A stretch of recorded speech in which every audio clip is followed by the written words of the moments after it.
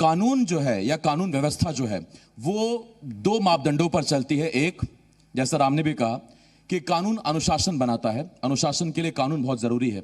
अपराधियों के मन में कानून का खौफ और उसी कानून से आम आदमी, आम नागरिक खुद को महफूज महसूस करे। ब्रजेश पाठक जी, आपसे मेरा सवाल है।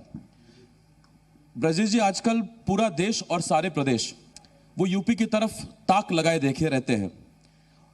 मार्केट में बहुत से ट्रेंड सेटर्स होते हैं जो ट्रेंड सेट करते हैं, कोई फैशन का, कोई किसी चीज का। लोग ये देखते हैं आजकल ब्रजेश पाठक जी के आवास पर और कार्यालय में आजकल क्या चर्चा चल रही है। लव जिहाद के मामले में अगर कोई अपनी पहचान छिपाकर किसी लड़की को धोखा देता है, उसको सख्त सजा मिलनी चाहिए। आप धर्मांतरण कानून ला रहे हैं, आप इस बात का भी कानून ला रहे हैं कि माता पिता को जो त्याग दे, छोड़ दे, उनके साथ गलत काम करे, उनके खिलाफ भी सख्त सजा होनी चाहिए।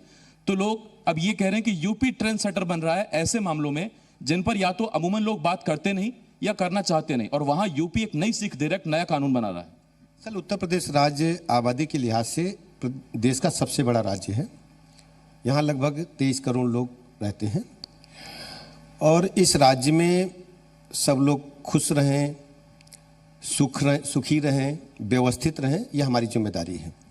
उत्तर प्रदेश में ये आम बात हो गई थी कि युवक युवतियां शादी करते हैं, लव मैरिज करते हैं, ये जायज़ है। हमारी सरकार का इसमें कोई हस्तक्षेप नहीं है।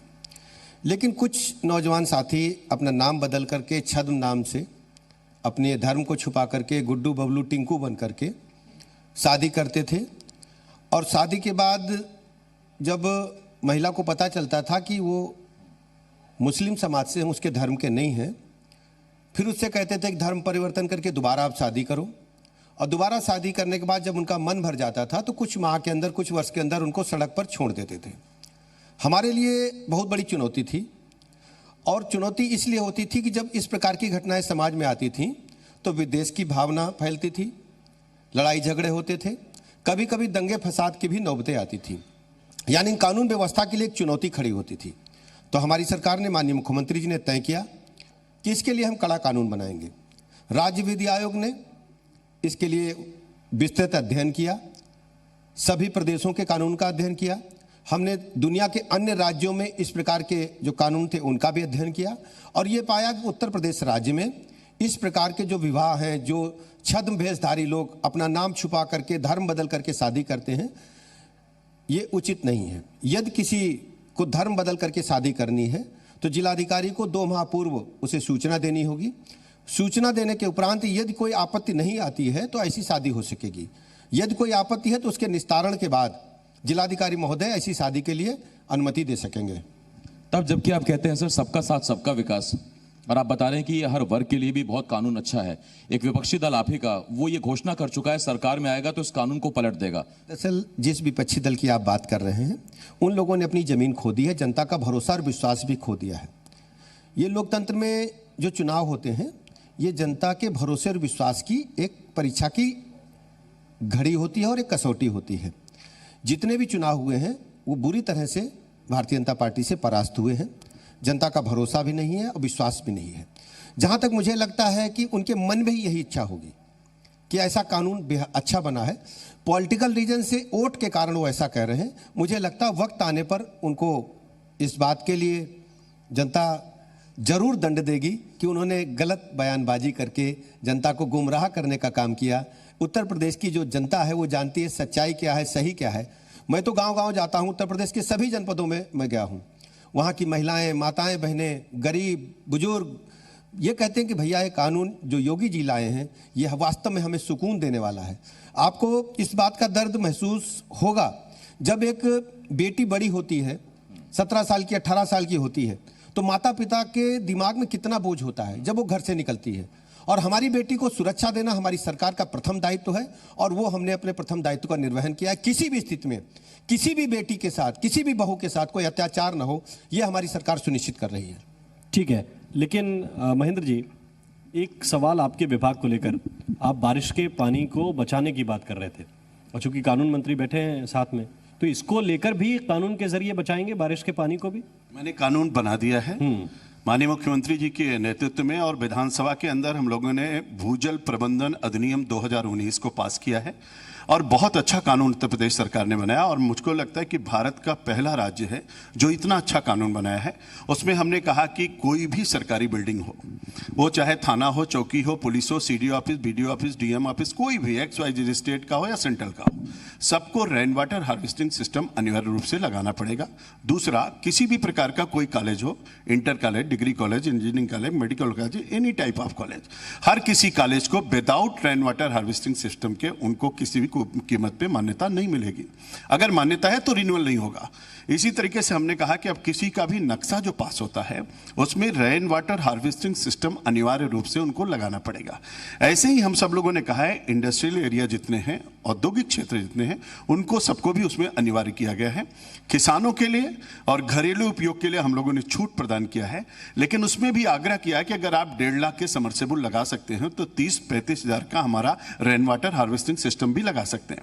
हम लोग इसके लिए जन जागरण भी कर रहे हैं, कानून के माध्यम से भी काम कर रहे हैं, तेजी के साथ उस कानून का प्रचार प्रसार भी करेंगे और हर किसी को इससे जोड़ेंगे, जिससे उत्तर प्रदेश के जितनी ब्लॉक हमारे डार्क जोन में चले गए हैं, क्रिटिकल में चले गए, सेमी क्रिटिकल में चले गए, उनको हम सेफ जोन में ले आ पाए और गिरते हुए जलस्तर को हम रोक सके। तो हम कानून भी बना रहे हैं, जन जागरण भी कर रहे हैं, लोगों को, जनता को जोड़ रहे हैं, जनशक्ति को जल शक्ति के साथ जोड़ करके हम एक नया आयाम उत्तर प्रदेश को देना चाहते हैं। लेकिन सर, महेंद्र सर, मेरा आपसे एक छोटा सवाल और भी है। हमने देखा जब ग्लोबलाइजेशन होता है, औद्योगिकरण होता है, तो उसका जो खामियाजा सीधा भुगतना पड़ता है वो हमारी वन संपदाओं, जल संपदाओं को भुगतना पड़ता है। हमने देखा फैक्ट्रीज चाहिए, लैंड चाहिए, जंगल उजाड़े जाते हैं। बाद में फैक्ट्री से जो बाकी गंदगी निकलती है या जो रेसिड्यू निकलता है उससे नदी नाले हमारे गंदे हो जाते हैं। ये कितना चुनौतीपूर्ण है आपके विभाग के लिए, आपके लिए, कि एक तरफ जब हम बात कर रहे हैं बिजनेस लीडरशिप की, हम बिजनेस बढ़ाने की बात कर रहे हैं। जैसे मैं कानपुर का एक छोटा उदाहरण देता हूं।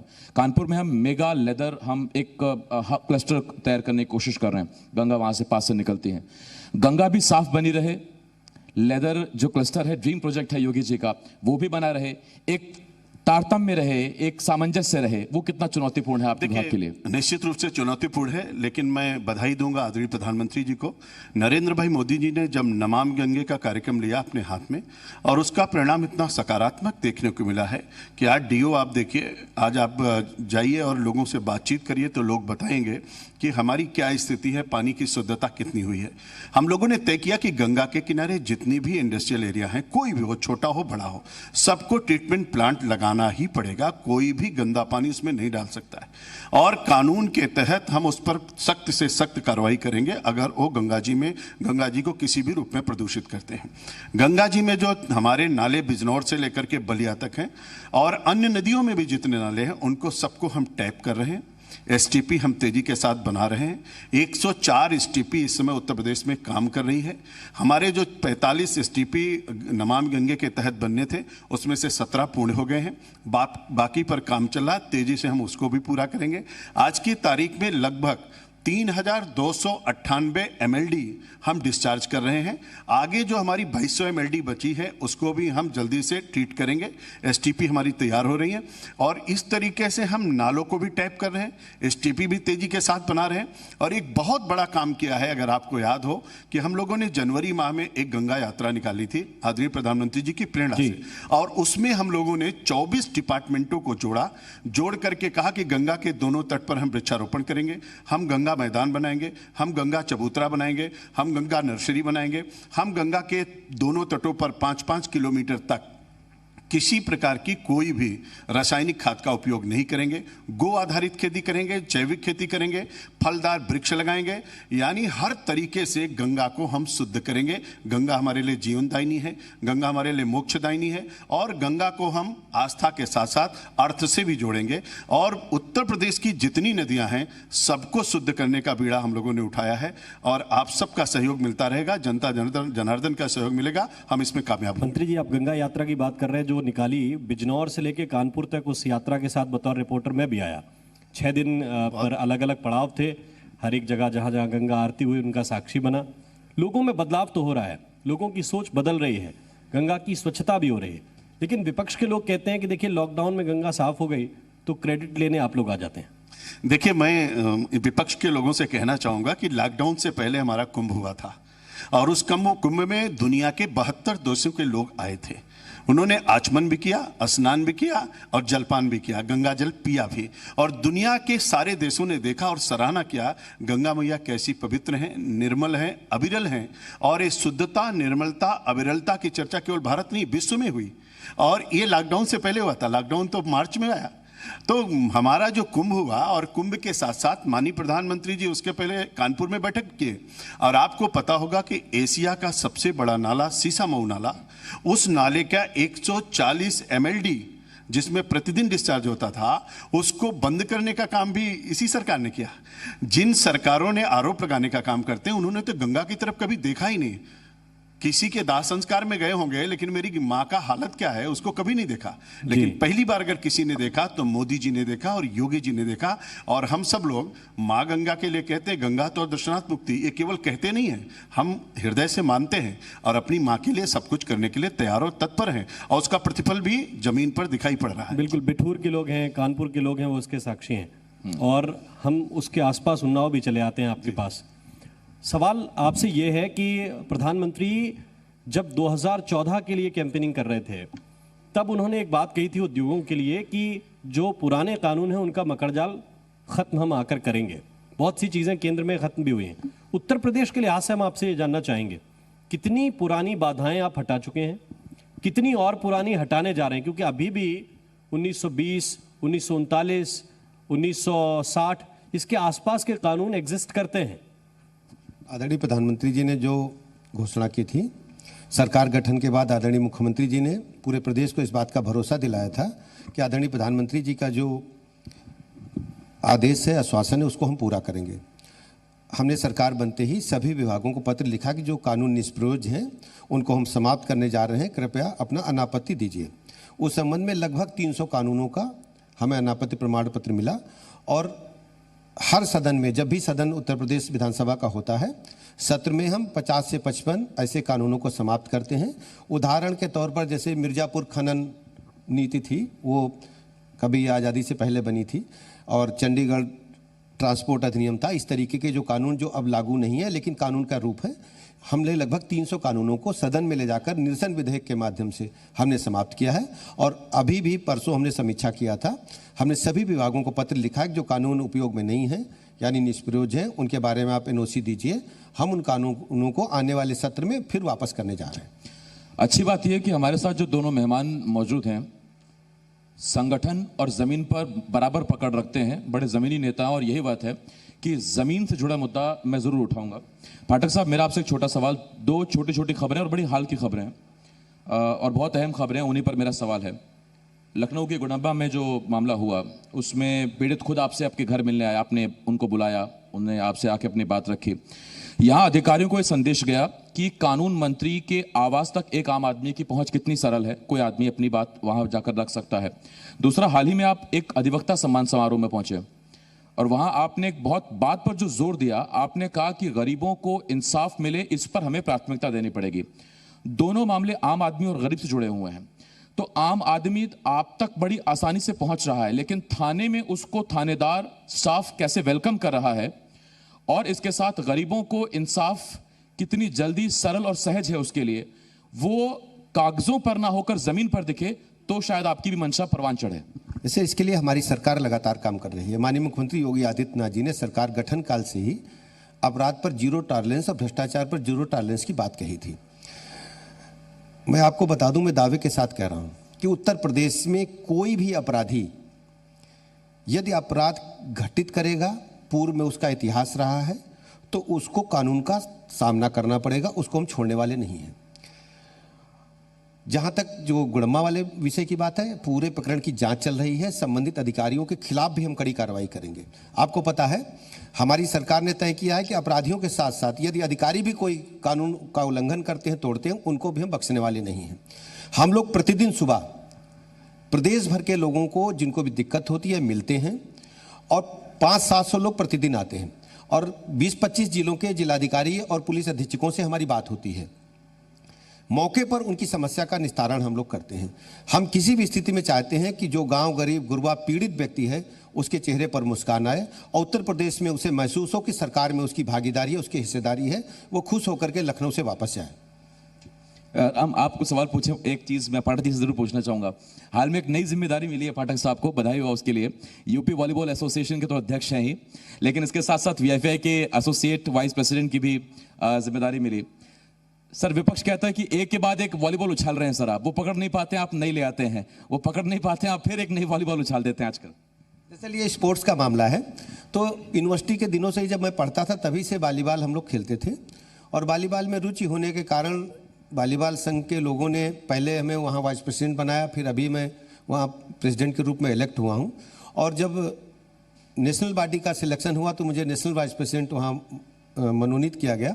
तो मेरा मानना है कि नौजवानों को खेलों के प्रति रुचि बढ़नी चाहिए, और केवल वॉलीबॉल ही नहीं, सभी खेलों में हमें नौजवानों को जोड़ना है और देश को खेलों में भी प्रथम स्थान पर लाना है। लेकिन आसिफ का जो सवाल था वो ये नहीं था, सवाल उनका ये था कि आप मुद्दों को जिनको अंडर हैंड लेना चाहिए उनको भी स्मैश कर देते हैं। दरअसल जो आसिफ जी ने कहा ना, उसको पॉलिटिकल विषय से जोड़ा। पॉलिटिकल विषय ये देखिए, हमारे पास कोई भी बाल आती है तो हम उसको मानते हैं कि उस पर बाउंड्री के बाहर भेजना है। किसी भी परिस्थिति में किसी भी पीड़ित व्यक्ति को हम अकेला छोड़ने वाले नहीं हैं। यदि किसी के मन में पीड़ा है, आंखों में आंसू है, तो हमें नींद नहीं आएगी। और विपक्ष का सवाल है, उसकी चिंता हम इसलिए नहीं करते, ये थके हुए लोग हैं, जनता ने इन्हें नकार दिया है। तरह तरह के आरोप लगाकर वो पुनः सत्ता की कुर्सी चाहते हैं। हमारे लिए कुर्सी विषय नहीं है, हमारे लिए लोगों का दुख विषय है। हम उनके दुख में भागीदार बनकर के, हमारी पूरी सरकार भागीदार बनके उनको वास्तव में मुख्य धारा में लाना चाहती है। विगत कई वर्षों से उनके साथ अत्याचार अनाचार होता रहा है, लगातार होता रहा है, कोई सुनता नहीं था। मंत्रियों के दरवाजे बंद रहते थे, सरकार सुनती नहीं थी। आज वही हालत है कि उत्तर प्रदेश में भारतीय जनता पार्टी के नेतृत्व में, आदरणीय मुख्यमंत्री योगी आदित्यनाथ जी के नेतृत्व में बहुत तेजी के साथ सरकार आगे बढ़ रही है और लोगों में इसका भरोसा बढ़ रहा है। महेंद्र जी, एक सवाल आपसे, क्योंकि किसान आंदोलित हैं, दिल्ली को घेरे बैठे हुए हैं, उत्तर प्रदेश से भी कई संगठन हैं जो रोज़ हुंकार भरते हैं कि हमें देखिए कानून जब तक नहीं हट जाएंगे तब तक। लेकिन आप लोग किसानों के लिए, और ख़ास चूँकि आपके पास मंत्रालय जल शक्ति है, सिंचाई बहुत बड़ी एक चुनौती किसानों के लिए कुछ क्षेत्रों में है। मैं बुंदेलखंड की बात करूंगा और बुंदेलखंड से जुड़े दो सवाल। पहला तो ये कि बहुत सी नहरें ऐसी हैं जिनमें सिल्ट जमा है, उनमें ऊपर तक पानी जाता नहीं है। और कई जगह तो हमने देखा कि झांसी से खबर आई कि किसान आंदोलन कर रहे हैं, कई दिन तक करते रहे, क्योंकि उनका चालू नहीं हो रहा है, बारिश होने रही, नहर मिलेगी नहीं तो बुवाई कैसे होगी, ये संकट उनके सामने पैदा हो जाता है। और दूसरा, बुंदेलखंड में जो नल जल योजना है, पीने का पानी है, पिछले दिनों हमने देखा कि वहाँ पे ट्रेन भेजनी पड़ी टैंकर वाली, कि भाई पानी के टैंकर वाली ट्रेन जाएगी। तो इन दोनों चुनौतियों को किस तरह से आप निपटा रहे हैं? बहुत अच्छी बात आपने कही है, और बुंदेलखंड से संबंधित कहा है, और उत्तर प्रदेश से संबंधित कहा, और किसान से संबंधित कहा। उत्तर प्रदेश में कुल 1,88,000 हेक्टेयर में खेती होती है, 188 लाख हेक्टेयर में, और 188 लाख हेक्टेयर में जो खेती योग्य भूमि है उसमें से आज की तारीख में हम लोग जो खेती करते हैं वो 1,65 लाख हेक्टेयर में करते हैं। और उसमें से जो सिंचाई योग्य है, सरकारी सिंचाई, हम लोग लगभग 92,000 हेक्टेयर में सिंचाई करते हैं, और बाकी प्राइवेट संसाधनों से सिंचाई की जाती है। 10,000 हमारी नहरें, 72,000 किलोमीटर, 34,401 ट्यूबवेल सरकारी, जिनके माध्यम से पंप नहरें 256, उनके माध्यम से हम सिंचाई करते हैं। और उस सिंचाई में बड़ी बात यह है कि आज़ादी से लेकर के अभी तक, 24 जनवरी 1950 से लेकर के आज तक, जब उत्तर प्रदेश बना और आज, पिछले 4 सालों में जितनी परियोजनाओं की पूर्ति की गई, इतिहास में आज तक कभी ऐसा नहीं हुआ। आपने देखा होगा कि आपने बुंदेलखंड की बात की, बुंदेलखंड जैसी ही स्थिति हमारे सोनभद्र और मिर्जापुर की भी है। बाढ़ सागर परियोजना जो 88 और 89 में प्रारंभ हुई थी, जिसको लोगों ने छोड़ दिया था, कोई सरकार काम नहीं कर रही थी, माननीय मुख्यमंत्री योगी आदित्यनाथ जी ने उनको पूरा किया, और माननीय प्रधानमंत्री जी ने किसानों को उसको सौंपा। 1,56,000 हेक्टेयर जमीन उससे हम सिंचित करें, और पीने के पानी, नहरों में पानी, सिंचाई का पानी, पानी के संचयन का, हर तरीके की व्यवस्था में उत्तर प्रदेश नंबर 1 के स्थान पर रहेगा। ब्रजेश पाठक जी, एक सवाल आपसे यह है कि उत्तर प्रदेश में अब धीरे धीरे आप लोग चुनाव के फेस में जा रहे हैं। जो आपकी मजबूती से काम करने का वक्त था वो आप कर रहे हैं, लेकिन अब जैसे आम आदमी पार्टी की एंट्री, उन्होंने दावा कर दिया कि हम लड़ेंगे। ओवैसी आए, उन्होंने कहा कि हम भी यहाँ पे चुनाव लड़ेंगे। विपक्षी लोग थोड़े से परेशान हैं कि ये लोग चुनाव लड़ेंगे। उन सब के बीच एक बड़ा मुद्दा ब्राह्मण पॉलिटिक्स को यहाँ पे बनाया गया। मायावती कह रहे हैं कि हम मूर्ति लगाएंगे परशुराम जी की, समाजवादी पार्टी कह रही है हम उनसे बड़ी लगाएंगे। दोनों के बीच द्वंद्व चल रहा है और टारगेट बनाया जा रहा है योगी आदित्यनाथ को कि ये एंटी ब्राह्मण सरकार है। आप ब्राह्मण भी हैं, मंत्री भी हैं, कैसे इस मुद्दे को देखते हैं? सर, विपक्ष किसी भी प्रकार से सत्ता हासिल करना चाहता है, वो सबको गुमराह कर रहे हैं, तो हम लोगों को भी लगे हैं। लेकिन उत्तर प्रदेश का ब्राह्मण समाज 100% भारतीय जनता पार्टी के साथ है, माननीय मुख्यमंत्री योगी आदित्यनाथ जी के साथ है, और इसकी कसौटी पर भी हम लोग गुजर चुके हैं। अभी जो जो उपचुनाव हुए सभी में भारतीय जनता पार्टी भारी बहुमत से चुनाव जीती है। हम 2-4 हज़ार से चुनाव नहीं जीते हैं, हमने 32 हज़ार से हराया है विपक्ष को। और कोई भी उपचुनाव हम 15 हज़ार से नीचे से जीते नहीं हैं। जो विपक्षी दल हैं, इन प्रकार ने इनसे पूछी, जब इनकी सरकारें थीं तो ब्राह्मण समाज का क्या हश्र इन्होंने किया था, आपसे छुपा नहीं है, चाहे समाजवादी पार्टी के लोग हों और चाहे दूसरे विपक्षी दल हों। मैं आपको दावे के साथ कहता हूं कि उत्तर प्रदेश का ब्राह्मण समाज भारतीय जनता पार्टी के साथ है और हम सब लोग मिलजुल करके हर सुख दुख में उनके शामिल रहते हैं। किसी भी स्थिति में विपक्ष के लोग हमारे लोगों को गुमराह करने से एकदम सफल नहीं हो पाएंगे। लेकिन जो आप कह रहे हैं सिर्फ बयानों तक सीमित नहीं है। अब बीएसपी ने कह दिया कि वो जगह जगह जाएंगे, जिले जिले जाएंगे, ब्राह्मणों के साथ सभाएं करेंगे। ऐसा क्यों? कांग्रेस वाले कह रहे हैं वो जाएंगे। ऐसा क्यों? मैं आपको बता दूं, केवल चुनाव के कारण, चुनाव के समय ही उनको याद आती है। ये जब सत्ता में वो थे तब उन्होंने क्या किया था, इस पर भी देखना पड़ेगा गंभीरता से, क्योंकि जिस समाज की आप बात कर रहे हैं ये प्रबुद्ध समाज से आता है और हम लोगों की जो याददाश्त है इतनी हल्की नहीं है। हमारा इतिहास रहा है कि हमारे को एक एक बात याद रहती और चुनाव में ही हम उनको परिणाम भुगता देते हैं। आने वाली व्यवस्था भारतीय जनता पार्टी की व्यवस्था है और हम सब लोग इकट्ठा होकर के भारतीय जनता पार्टी के साथ हैं। जब इनकी सरकारें थीं तो ब्राह्मणों को क्या हश्र इन्होंने किया, किसी से छुपा नहीं है, चाहे जिसकी सरकार हो। अगर सम्मान मिला है तो सिर्फ भारतीय जनता पार्टी की सरकार में, आदरणीय योगी आदित्यनाथ जी की सरकार में मिला है। मगर पाठक जी, जब कोई बच्चा सियासत सीखता है या जब सियासत में बढ़ रहा होता है आगे, तो काखागा में यही बताया जाता है कि बसपा यानी कि दलित प्लस मुस्लिम, सपा यानी यादव प्लस मुस्लिम और बीजेपी यानी कि शहरी बनिया ब्राह्मण, ये सब सिखाया जाता है। भाग्यनगर में किस्मत आजमाने गए, हैदराबाद है अभी तो, भाग्यनगर की बात चल रही है, भाग्य चमका। यही माना जाए कि आप जब उनके यहाँ सेंध लगा रहे हैं कोर वोटर में, तो फिर वो आपके कोर वोटर में सेंध लगाने की कोशिश कर रहे हैं। मैं आपको और यहाँ चुनौती इसलिए पाठक जी आपके पास है, जैसा राम ने भी कहा कि आप मंत्री भी हैं और आप ब्राह्मण भी हैं। मैं आपको वोट बैंक बचाना। मैं आपको एकदम स्पष्ट कर दूं, भारतीय जनता पार्टी सर्व समाज की पार्टी है। हम सबको साथ लेकर के चलते हैं। समाज के सभी वर्गों का आशीर्वाद भारतीय जनता पार्टी को प्राप्त है, हमें प्राप्त है। लेकिन अगर वर्ग विशेष की बात करेंगे आप, तो इस विषय में भी भारतीय जनता पार्टी सबसे आगे है। आप जीरो से लेकर के, मतलब सबसे छोटे पद से लेकर के उच्च पद तक आप देखेंगे कितना सम्मान भारतीय जनता पार्टी ने दिया हुआ है। और जहां के विपक्षी दल के लोग हैं, पुरानी अखबारों की कटिंग हमारे पास रखी है, मैं आपको दिखा सकता हूं। इनके नेताओं ने साफ कहा था कि ब्राह्मणों का काम आपको नहीं करना है, अपने अधिकारियों को निर्देश दे रखे थे। भारतीय जनता पार्टी एक ऐसी पार्टी जहां सर्व समाज को लेकर चलती है, सबका सम्मान करती है और ब्राह्मणों ने प्रारंभ काल से ही भारतीय जनता पार्टी का साथ दिया है। और भारतीय जनता पार्टी ही एक ऐसा दल है जहां सम्मान सुरक्षित अपना मानते हैं ब्राह्मण समाज के लोग। बहुत सी चीज़ें महेंद्र जी परसेप्शन पे काम करती हैं। आप लोगों ने परसेप्शन ने ऐसा बना दिया विपक्ष का कि ये लोग राष्ट्र विरोधी लोग हैं, हालांकि हमारे लोकतंत्र से वो भी जीत कर आए हैं, सरकारों में आए। तो ये जो परसेप्शन अब बनाया जा रहा है आपकी सरकार को लेकर, चाहे वो एंटी ब्राह्मण वाला परसेप्शन हो या किसान विरोधी वाला परसेप्शन हो, इसको किस तरह से आप लोग दूर करेंगे? देखिए, हम लोगों ने परसेप्शन बनाया नहीं। उनके नेता कहते हैं कि भारत माता को डाइन कहते हैं। अब भारत माता क्या सोचते हैं, ये परसेप्शन हमको नहीं बनाना है। उनके द्वारा क्या कहा जा रहा है, बहुत बड़ी बात है कि भारत माता को डाइन कहना, जिस भारत माता को हम लोग भारत माता की जय बोलते हैं, उनको डाइन कहना, ये कितना बड़ा अपराध है। और इसी तरीके से भारतीय जनता पार्टी ने कभी ऐसा परसेप्शन बनाने का काम नहीं किया। भारतीय जनता पार्टी ने काम किया। मोदी जी कहते हैं मेरे 3 एजेंडे हैं, विकास, तेज गति से विकास और चतुर्दिक विकास। और इसीलिए वो कहते हैं सबका साथ, सबका विकास और सबका विश्वास। और केवल कहते नहीं, ये मंत्र है। और सबके साथ उन्होंने न्याय किया है। कोई आज ये नहीं कह सकता है, किसी भी जाति बिरादरी का हो, किसी भी धर्म समुदाय का हो, हर कोई इस बात को मानता है कि जितनी भी योजनाएं वो सबके लिए है। जो उसका अधिकारी है उसको पूरी तरीके से वो मिल रहा है। यही हालत उत्तर प्रदेश में है। आज मुख्यमंत्री योगी आदित्यनाथ जी के नेतृत्व में उत्तर प्रदेश का चतुर्दिक विकास हो रहा है। अगर बिजली आ रही तो सबको मिल रहा है। 18 घंटे, 20 घंटे और 24 घंटे की बात कही गई तो 5 जिले के लिए नहीं कही गई, पूरे उत्तर प्रदेश के लिए कही गई। अगर भर्ती हुई 4 लाख भर्तियां 4 साल से कम समय में, अभी 3 महीने बाकी है, 4 महीने बाकी है 4 साल पूरा होने में, और उत्तर प्रदेश की सरकार ने 4 लाख लोगों को सरकारी नौकरी दिया है। और अगर 1,37,253 पुलिस में भर्ती हुई तो कोई नहीं कह सकता कि केवल 5 जिले की भर्ती हुई, पूरे उत्तर प्रदेश के नौजवानों की भर्ती हुई।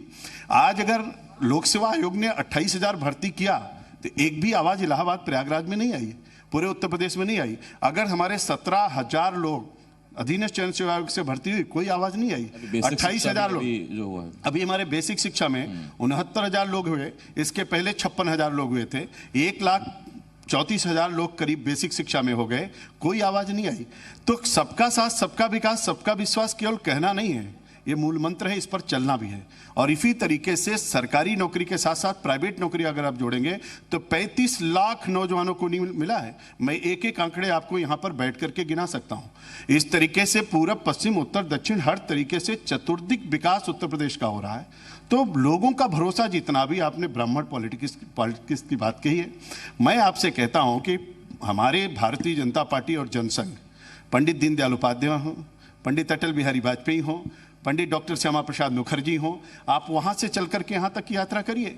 सबके नेतृत्व में चलते हुए पूरा उत्तर प्रदेश का हर जाति समुदाय, भारत के लोग भारतीय जनता पार्टी के साथ हैं। आज नरेंद्र भाई मोदी वो किसी एक जाति के नेता नहीं, पूरे राष्ट्र के और पूरी दुनिया के अंदर भारत माता का जयकारा और वंदे मातरम का गूंज करा रहे हैं।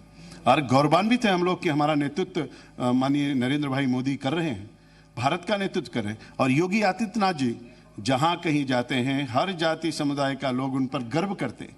आज दुनिया के अंदर WHO ने कहा कोरोना का बेस्ट मैनेजमेंट योगी जी ने किया। अगर कोरोना का बेस्ट मैनेजमेंट किया तो इसका लाभ सबको मिला। नहीं, इसमें वाकई ये फैक्ट है कि उत्तर प्रदेश उस देश के तमाम राज्यों में सबसे ज्यादा टेस्टिंग करने वाला प्रदेश है। और एक दिन में 1.5 से पौने 2 लाख टेस्ट तक प्रदेश में हो रहे हैं, और अब तक 2 करोड़ से ज्यादा टेस्ट उत्तर प्रदेश में हो चुके हैं वाकई। और उस पर हमने कोरोना पर बहुत हद तक लगाम भी लगाई है। सर, बहुत धन्यवाद आपका हमारे साथ जुड़ने के लिए। महेंद्र सिंह पाठक जी, बहुत बहुत धन्यवाद। थैंक यू, बहुत बहुत धन्यवाद। धन्यवाद। और आप कार्यक्रम को आगे नैन्सी बढ़ाएंगे। बिल्कुल, बहुत बहुत धन्यवाद महेंद्र सिंह जी, ब्रजेश पाठक जी, और आप दोनों का, मेरे सहयोगी आसिफ और राम, आप दोनों का भी बहुत बहुत शुक्रिया।